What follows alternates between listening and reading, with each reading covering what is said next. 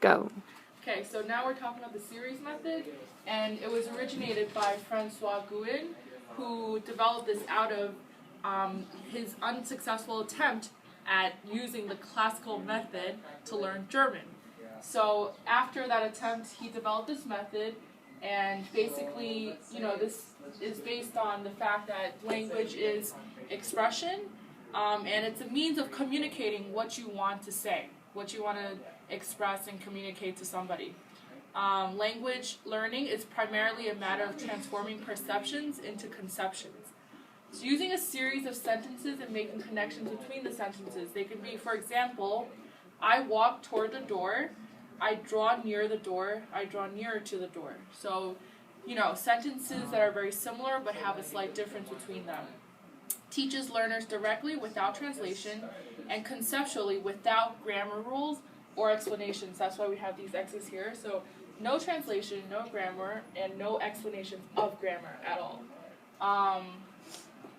And also, the students are expected to learn implicitly.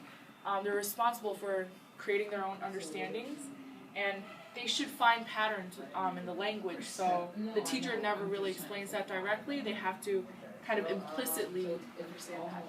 And yes, the sentence series, they have complex grammars, vocab, word order, but they work because the language and the sentences are easy to understand, and they hope that the students can store and recall these when they're thinking about the sentences. So the disadvantages is that there's no communicative aspect, so there's no communication involved in this method at all. It's just basically making a few associations between the sentences that are slightly different, and there's no opportunities for spontaneous language development. So, because there's no communication involved. And the advantages is just, all the structures are provided. So I guess that that results in a lowered effective filter. It's not really putting students on the spot. And that is it.